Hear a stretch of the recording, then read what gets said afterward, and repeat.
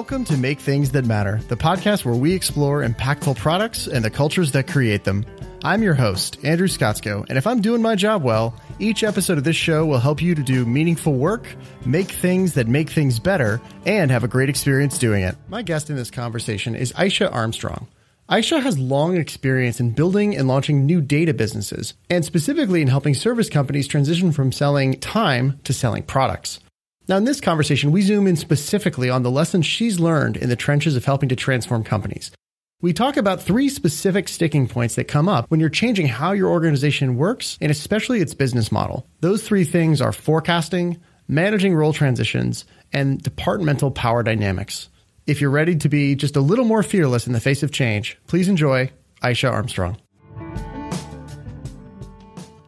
Eisha, welcome to the show. How are you today? I'm doing well, Andrew. Thank you. Yeah. Good to be here. Oh, it's so good to have you. Thanks for taking some time out of your day and spending it with me and our audience. So, we're going to be covering a lot of ground in this conversation, particularly around some of the tricky, thorny bits around how do you change an organization, and all of the very, the wonderfully messy human stuff that comes along with such a journey. But really quick, just for a bit of context, I'd love it if you could share with the audience a little bit of your journey, how you got to where you are today and found this as a particular focus. Sure. Yeah. So I grew up in Kansas, actually in a small town called Manhattan, Kansas. And it was a great place to grow up. And then I was the oldest of 3 children. And I went to school in Lawrence, Kansas, about 90 minutes down the road, and ended up being a liberal arts major. Mm-hmm. So did not study engineering, studied econ, but not math.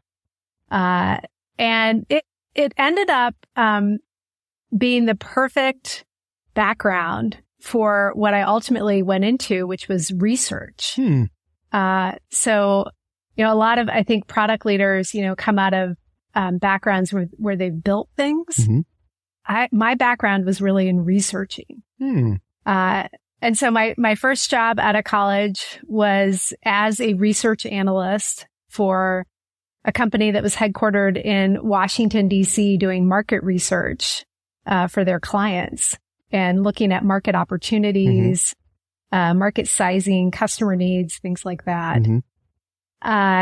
And ultimately that ended up being a springboard to product management.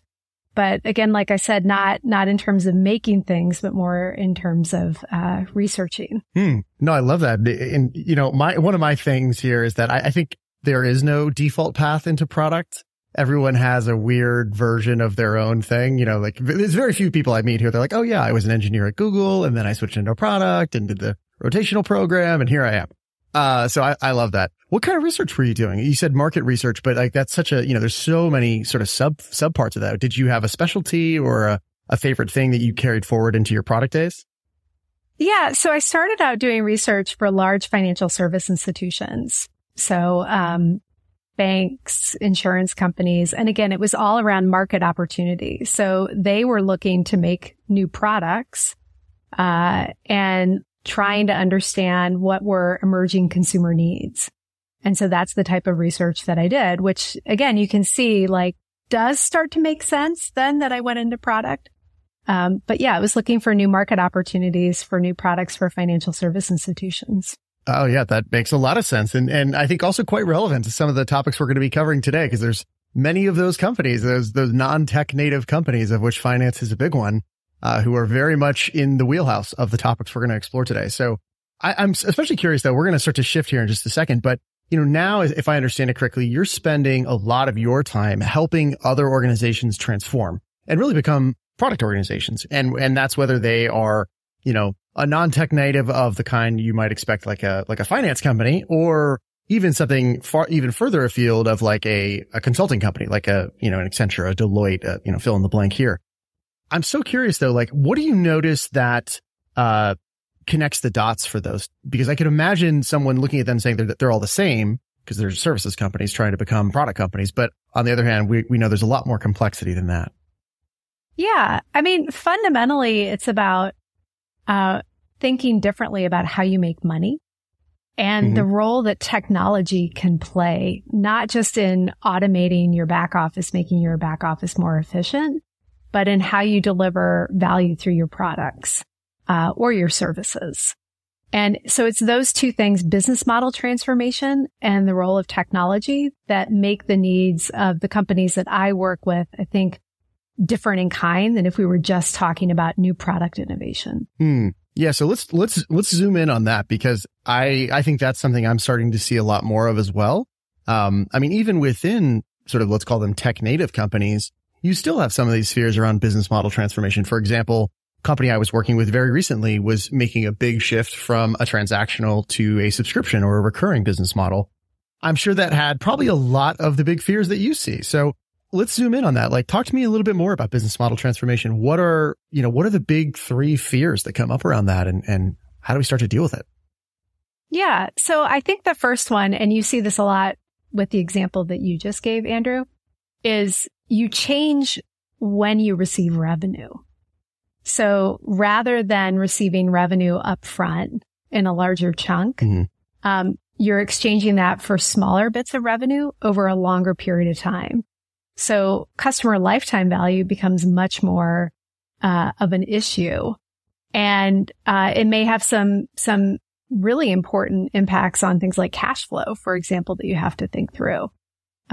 So that's kind of one fear, is just how are we going to make this adjustment in terms of when we receive revenue? And that may result in behaviors that I often see where people don't change, because they'd rather get the revenue in the door, the larger contract in the door now, than have any type of unpredictability around whether or not you'll continue to get that annuity stream over time. No, that makes perfect sense. And it matches what I'm seeing as well. So let's talk a little bit more about that. Like, because, I know in your book, you talk about innovation as sort of this heart of, it's the first seed crystal that out of which this whole product organization can grow. And there's so much in that world of innovation itself, just in terms of like thinking about risk and abundance and unpredictability and the uncertainty of it all. And so I feel like there's a weird dichotomy here, because product people who are used to doing that work, like that's just sort of the water we live in and swim in. But I think we forget what it's like to not live in those waters, and how scary that is for people who are used to, very strict forecasts and having to hit those numbers. So how do you bridge that gap? Yeah. So one is just what you talked about, like naming the fears. So there's always fear around risk, unpredictability, uncertainty, and that can happen in product innovation. It can really, quite frankly, happen in any type of organizational change. So that's important to get out on the table and name it. There's also fears of, what are people going to think when I start saying no? Because the whole concept of going to a product and thinking about market segment needs is, there are going to be some people whose needs you're not meeting, right?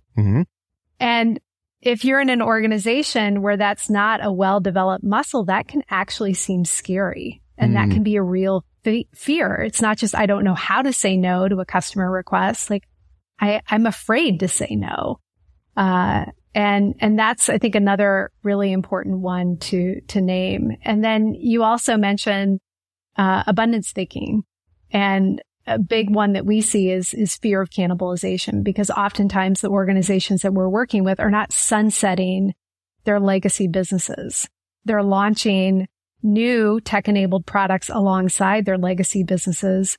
And there's a real fear of cannibalization, whether it's a legitimate fear or not. There is a fear, and that can really result in a lot of sabotage for the new strategy if you're not careful.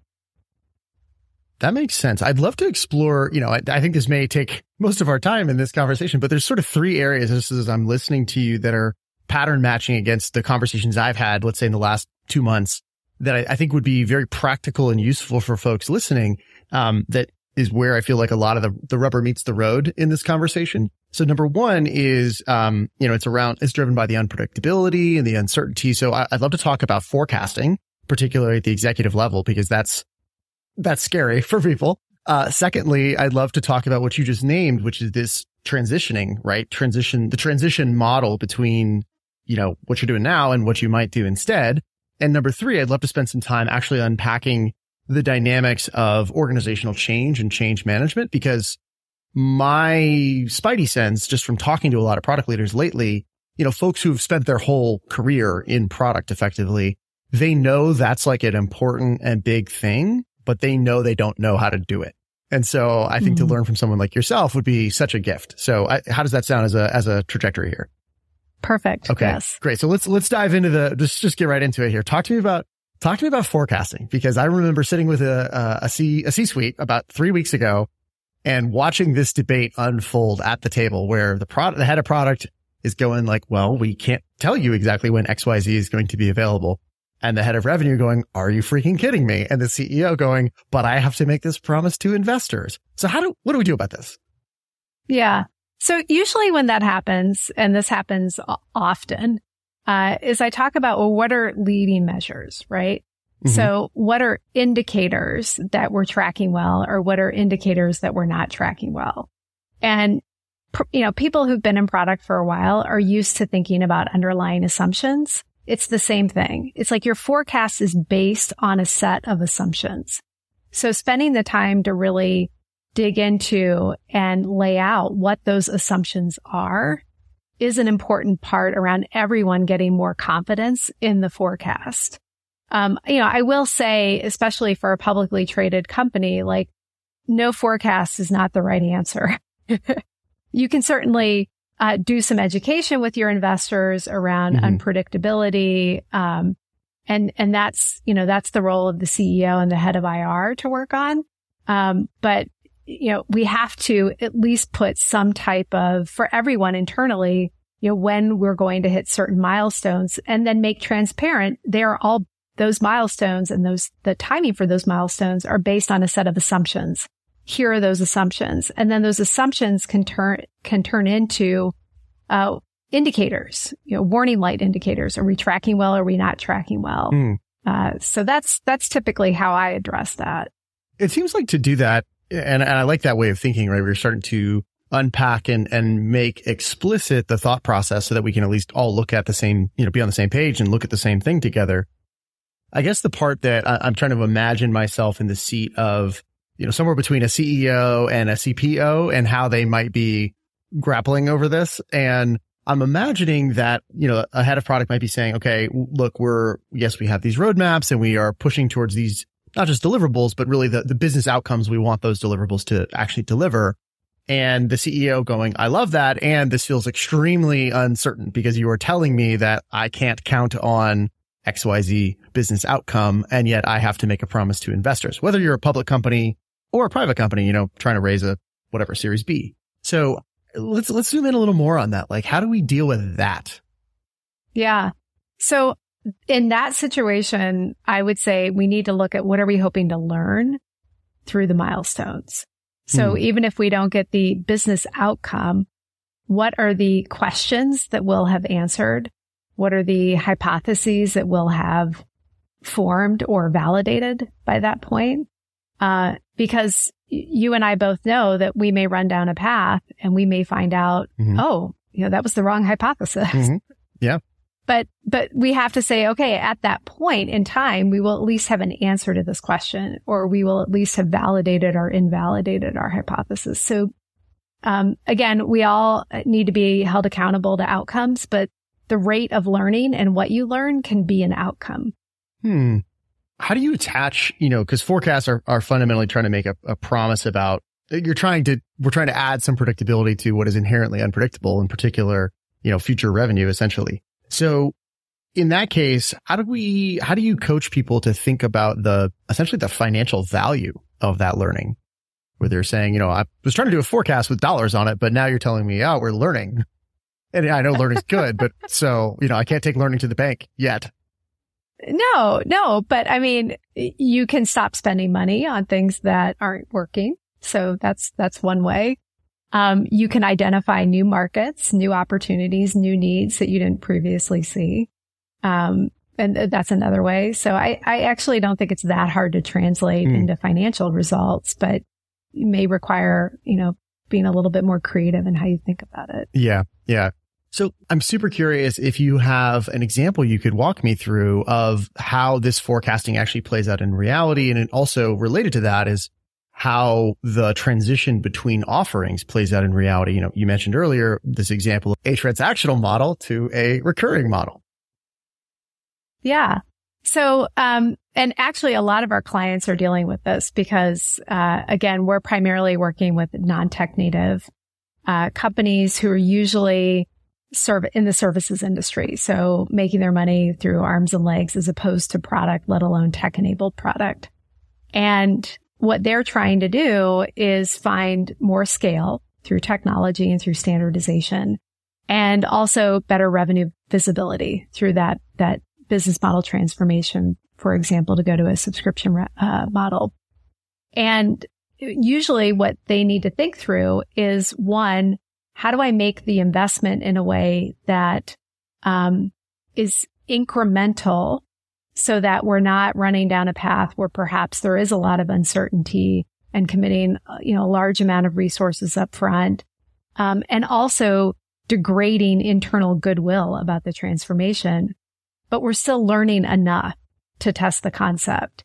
So that's where rapid prototyping is very, very important for these organizations, so that they're releasing investment and resources as they learn more about the market, and they're giving themselves an out to stop spending money on something that perhaps there isn't a market need. In terms of dealing with the business model transformation, it also allows to kind of parallel process and get the rest of the organization gradually used to the idea of this is our new way of making money. And I think that's important because this is not just, about a product team making a product, but it's about the entire organization changing the way that they make money. So you've got the sales force involved, for example. You've got marketing thinking completely differently. If you're maintaining your legacy business, they're probably wondering, am I going to become obsolete? What's going to happen to me? So those are things that we're typically working through. One organization that we were working with, they were focused on delivering leadership training to large organizations around the globe, as well as a lot of government agencies. Mm-hmm. And they would come in and do these very customized trainings and coaching and assessments, and everything was super custom to the needs of the leadership competency model that their clients used, the different types of roles that were going to be involved, and so on. And they were interested in creating a subscription-based model. And they had a hypothesis that there was a need at the kind of sub-C level, sub-VP, so call it, director, senior director, for leadership training that could be touching on the same competencies, but delivered in a more cost-effective way. Okay. So that they could roll it out to a larger market, and that this is something that could be sold on a subscription basis. And they talked to a lot of their buyers about this, and their buyers were heads of training and development. They all thought this was a great idea. They brought us in to do some concept refinement and testing. And so we went out and talked to users. So think about the directors, the senior directors who would be receiving this leadership training. Mm-hmm. And what we found out is that they would never attend this. They didn't see any value in it. They're like, the last thing I want is, to log onto some platform and get some leadership training. And it was a really good lesson for our client in the importance of testing with not just your buyers, but also your users. But also then back to my point earlier about the value of learning, we did uncover that what they wanted was they wanted to talk to each other. And they wanted more opportunities to do peer learning and mentorship. So it was an opportunity for this client to think differently about how could they do something at a larger scale, still meet the need of how do you develop the leadership competency gaps at that level, but in a completely different solution than the one they had originally envisioned. So I really like that example. What I'm really wondering about is like that kind of learning cadence, that sort of learning cycle is something that, anyone who's used to being in tech-enabled product, like that's run of the mill. That's normal, right? We're like, of course. But that could be, that obviously was a big learning for them. How did you all help them metabolize that learning and take a different set of actions going forward based on that? Yeah. Again, it was back to understanding what were their true like business objectives with this. And it was to not only grow their market, but to create something that was more recurring and more scalable. So we were looking still for unmet needs, for jobs to be done within the users when we were talking to them in addition to testing the concept. And that's where we uncovered this need of learning from each other, learning from peers, getting more peer mentorship. So again, I think it's important when working with organizations who are trying to transform to be more product centric, more product friendly, to focus on the positive components of rapid test and learn and prototyping. It's not just about killing ideas more quickly, but it's about being able to discover things that perhaps you didn't know before and then capitalizing on that learning. Yeah, no, that makes a lot of sense. One of the things I'm wondering about is, you talk about the sort of the power shifts within an organization, right? Whether that's, I think probably the most common one that people talk about is sort of the sales and marketing power shift and how that trades off or is perceived to trade off, against product. Whether or not that's accurate is maybe a different conversation. But I guess one of the other things I'm wondering about is actually how this affects the staffing and funding. And let me give a little context of what I mean. So a company I was talking with recently is in the middle of such a transformation as we were describing here. And they have products, but they're not really a tech-enabled company, but they're really trying to make the shift to being a true modern tech-enabled product company as we're describing here. And one of the things that came up as a real blocker with internal to their organization is literally the way they structure and fund teams. And I'm curious if this is something you see a lot. In this particular case, they had almost like an internal agency model where they had these sort of business units funding sort of a centralized product and IT organization. And so you almost had a literal agency model internally where they said like, okay, we are funding this amount because we want these deliverables back which is it's almost the antithesis of what we would like to see at product land, right? That's like literally predefining roadmaps. It's not at all about outcomes, et cetera, et cetera. The problem was how they structure the teams and fund teams. How do you see this playing out? I mean, I'm just citing one example. I'm sure you've seen many more. How do you see this play out and what do you do about it? Because that's like a thorny one. Yeah. And I think the model you're talking about is one that we see early on in the transformation because they don't have the scale yet. So a centrally funded, like you said, agency model is a less expensive way to start to run down this strategy. So I don't think it's unreasonable to begin with that. I think what's important and what we try to do, is educate companies about the importance of evolving your organizational model as you become more mature. And your model will, and it sounds obvious when I say it out loud, but your model should evolve over time, so that, if your goal is to become a, product centric or more, I would even say more product friendly organization, then product has to be the business. It can't be a shared service. But the initial path, maybe you start with it as a shared service, as an agency model, like you said. But then know that over time, you're going to migrate that, back into the business because you have to be close to the users, to the buyers.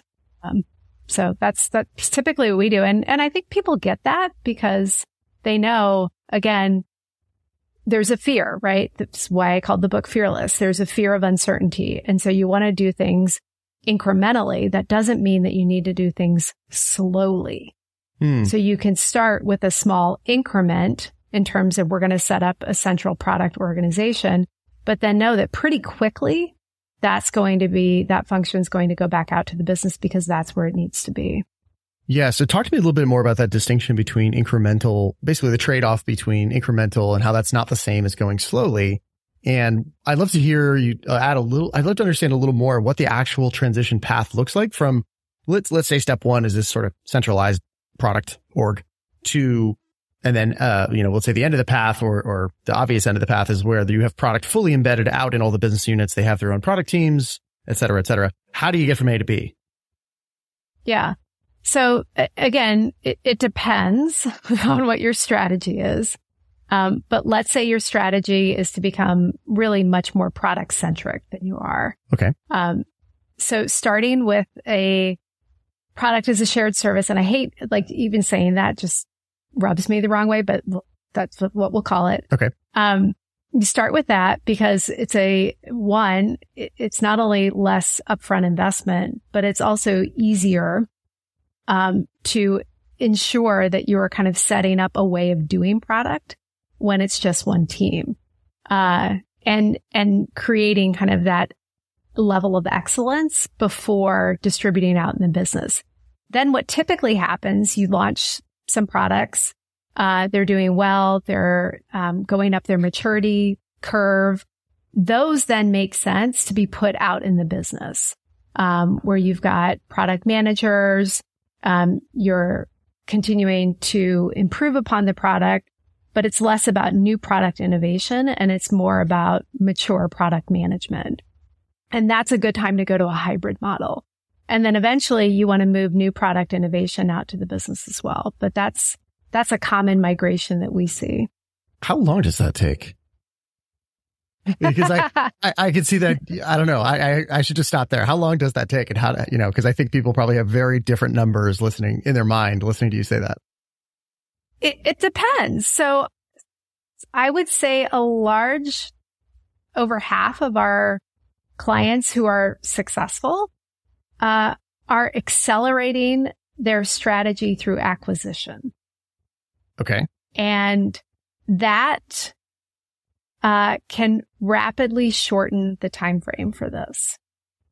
If you are trying to do it on your own, this could take a decade.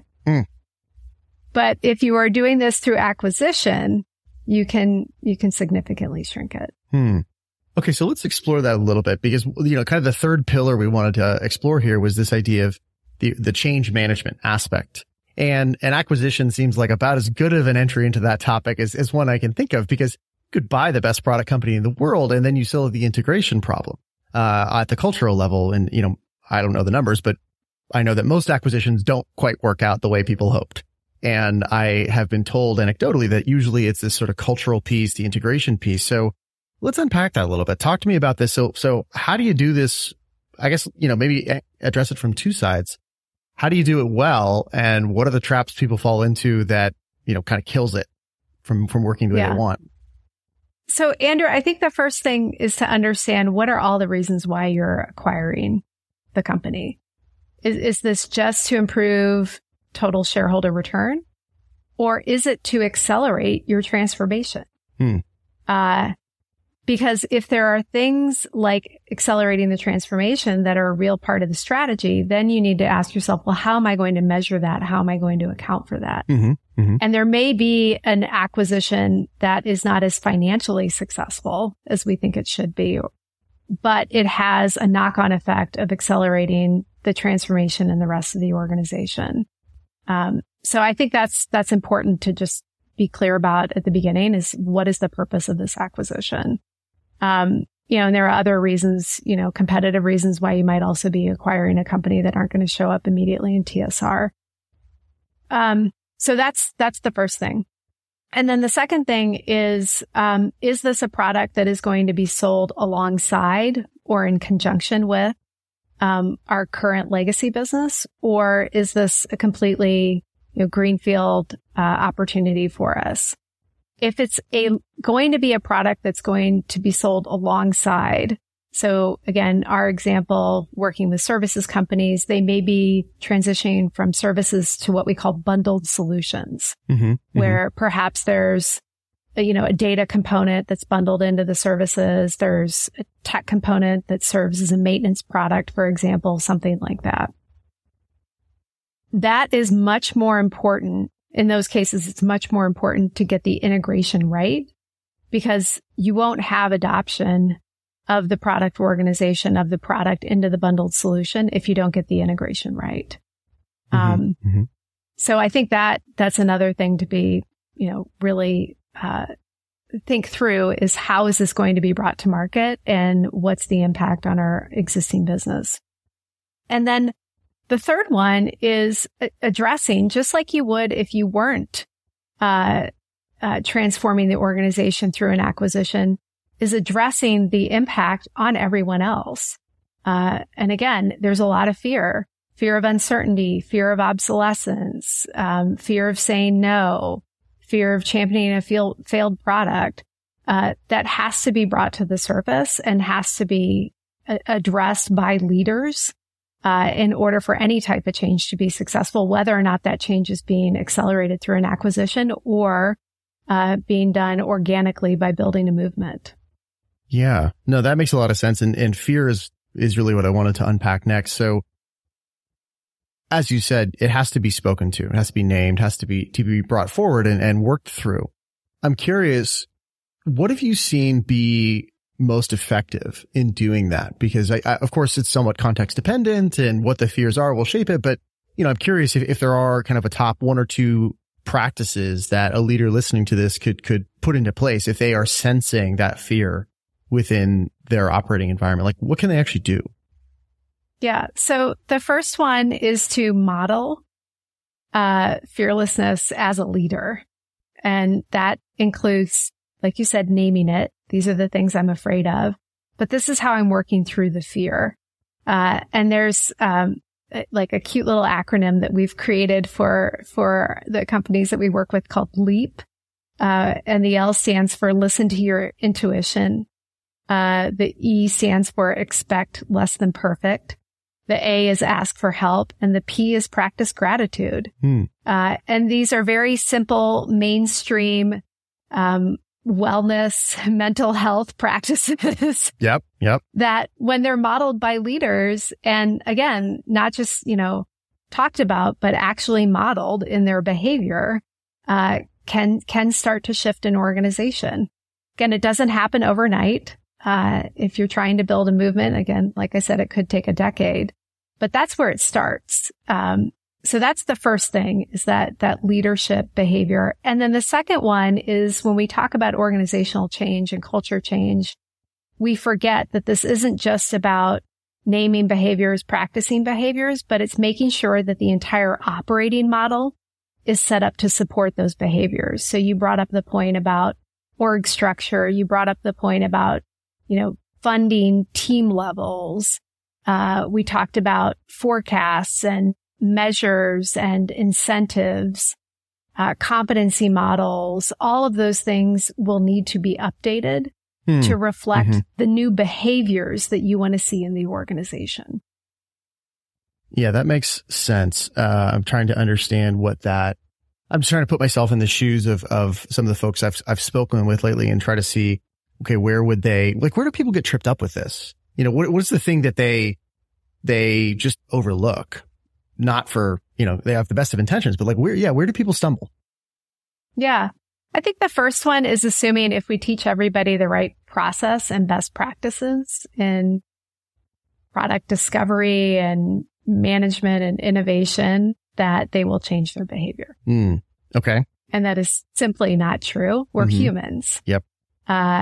And we behave in seemingly irrational ways, I would argue, primarily driven by fear. And so, learning best practices, having a great process, doesn't address that. So I think that's the first place. I think the second one is just assuming if you bring in the right people and the right skills, that you will be successful.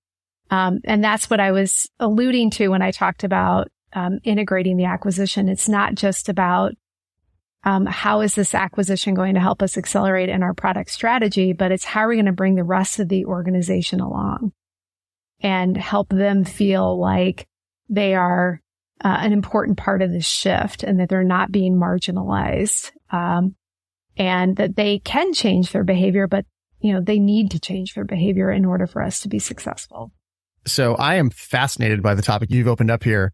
Talking about behavior change, I mean, I agree with you. This is where this whole thing lives and dies, right? And we're speaking about organizational behavior change, which is, if individual behavior change is hard, right? Like try, cutting your bad habits and adding your good ones, right? We know that's hard. Doing it at an organizational level is exponentially harder. I'm so curious if there's how do you do that? That just feels like that's like the heart of this thing. And I would love to hear how you make this actually happen. Yeah. So again, I think it starts with getting really honest about what is required. And what I keep coming back to is we have to acknowledge that people are really afraid. And they're not just afraid of change. That's, I think, overly simplistic. They're afraid of losing the things that have defined their personal worthiness and value. So you're talking about things that cut to the core of people. And to change that, again, that's the LEAP acronym that we use. It's simple, but I think it's important because it starts with listening to your intuition, getting really in touch with that core inner wisdom that we all have, quieting the mind, quieting the chatter, so that we can really hear what is going to make the difference in this moment, what's going to help me connect with that person, what's the right answer for the business, for the strategy, and getting back to a place where we trust that inner wisdom, I think is a very, very critical part of this. And so, and again, if you look at the research, the companies and the leaders who have made space for mindfulness practices within their organizations are better equipped to change, better equipped to deal with volatility. And the ones that haven't, which, I would say is most of corporate America, really do struggle with this. And that's why this has been, incredibly hard for a lot of organizations, why there's so many books on change management. I think with becoming, a product-centric organization, it's really about shifting behavior from always having to be right, knowing the right answer, taking a long time to make decisions, not being able to say no, kind of assuming everything is a zero-sum game, to a much more expansive way of thinking. Yeah, that's beautifully said. I'm so fascinated by these topics, and I feel like we could talk for literally hours on them. One question, I'm just trying to come up with some actionable takeaways, honestly, for myself, because I want to go do some more homework on this. If I could go read like one book on change management that, based on everything you've seen is actually going to help me affect change in an org, like, is there one that you would recommend? One of my favorite ones, or many that I would recommend. As a quick aside, in addition to your own, obviously. Yeah, well, I mean, and mine is very specific to the needs of, organizations who are undergoing this particular type of product transformation. But I think one of the best overall change management organizations is Amy Edmondson's Fearless organization. And it's really what inspired me, where she talks about the importance of psychological safety. Because again, change requires uncertainty. If we don't feel safe, we won't go do something uncertain. If we aren't in touch with our inner wisdom, we won't go do something uncertain. If we don't think that we can make the pie bigger, then we won't commit resources to something where the payoff is uncertain. But if we can create a sense of safety, expansive thinking, grounded in our inner truths and wisdom, then we're much more likely to not only change, but to take the risks required in order to be successful. No, thank you for that. And big shout out to Amy Edmondson. Thanks. It's one of my favorite, actually earlier guests on this show, episode number 9 that everyone, I will link to that in the show notes and people should definitely go check it out. She is such a boss. So I'm so glad you named her work. I'm a huge fan. So, I want to start to close out this conversation with a couple of rapid fire questions and, just whatever comes to mind. I'd love to hear where it goes. So I'm curious, it's one of the things that I've learned over the years is that it's the questions we ask ourselves that shape how we think and therefore what we do. And then, what happens in our lives. And so I'm curious, is there a question you would have the listener start asking themselves that you think would make a big difference for them? Yeah. What does your gut tell you?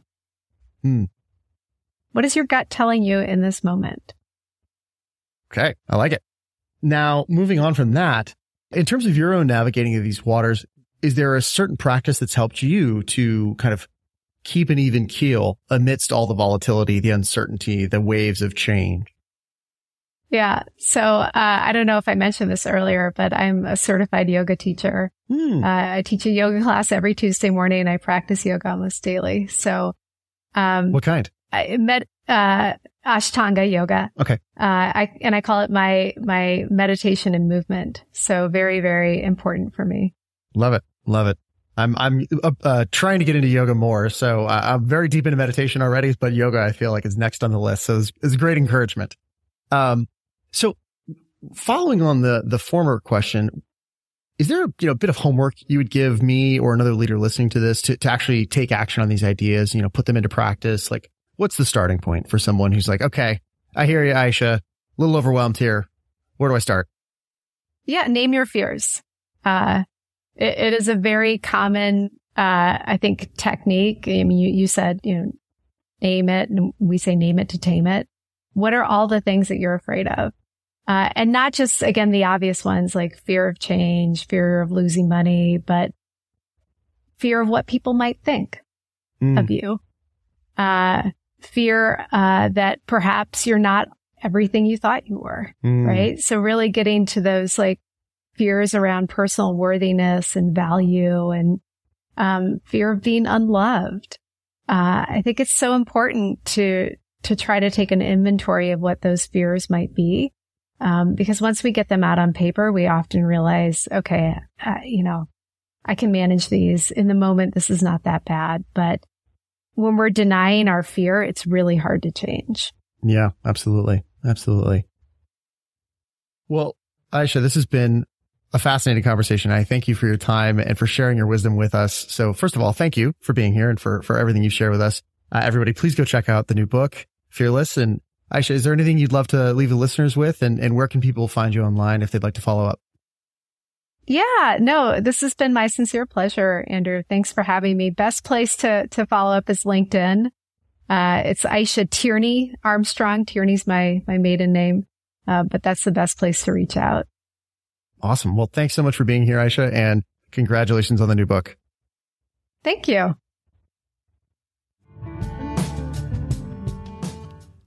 Thanks for listening. If you enjoyed this, I'd be so grateful if you could do me a favor and take about 25 seconds to leave a rating and review on Apple Podcasts. That helps me reach way more listeners, and it also helps me bring you more great guests. As always, please feel free to reach out to me anytime at connect@makethingsthatmatter.com. And until next time, my friends, leave them better than you found them. See you out there.